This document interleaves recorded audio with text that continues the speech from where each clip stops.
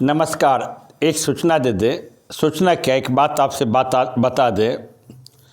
एक लड़का सिपाही में भर्ती में क्वालिफाई कर गया था फाइनली पिछले बार, लेकिन डेट ऑफ बर्थ लिखने में गड़बड़ कर दिया था। डेट ऑफ बर्थ उसको जो सही था वो सही डेट ऑफ बर्थ नहीं लिखा, गड़बड़ कर दिया।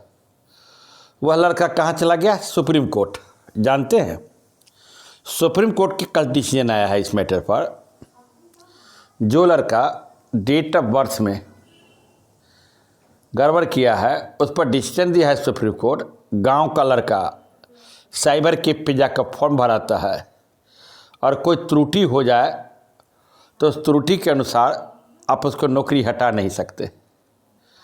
आप आदेश दिया है बिहार सरकार को, बिहार पुलिस का सीट क्रिएट कीजिए, अगर सीट नहीं है तो, और उस लड़का को नियुक्त कीजिए। जानते हैं बीपीएससी में बहुत सारे लड़के को फर्स्ट टीआरई 1 और टीआरई 2 में छटे हैं। किसके अनुसार? फॉर्म भरने में त्रुटि के कारण। लड़के के वहाँ पर कोई दोष नहीं। दोष किसका? साइबर कैफ का। गांव के लड़के रहते हैं, चाहे शहर के जो भी लड़के हों, उनके अगर कोई त्रुटि बस अगर फॉर्म में गलती हो जाता है और वास्तव में वह गलती होता है, वो गलती की तहकीकात करने के बाद तो उसको नौकरी से नहीं हटाया जा सकता। लगभग 400-500 फॉर्म ऐसे हैं जो बीपीएससी टीआर 1 और टीआर 2 में जो रिजेक्ट किया गया था। वैसे लड़कों के लिए आप देख सकते हैं कल जो सुप्रीम कोर्ट का डिसीजन आया है, वो डिसीजन का हम देखते हैं कॉपी, चाहे केस नंबर ऊपर करते हैं तो देखते हैं। यह बात की जानकारी हमें मिली। फिर समझ लीजिए, एक लड़का था पिछले बार बिहार पुलिस की नौकरी में, फाइनल हो गया, लेकिन उसके जो फॉर्म भरा था उसमें एज में कुछ साइबर कैफे वाला गड़बड़ी लिख दिया था, ओवर एज हो गया था, जिस कारण की फॉर्म रिजेक्ट किया। लड़के बार बार दिखा रहा था ओरिजिनल कॉपी, लेकिन मना नहीं, बिहार पुलिस आयोग।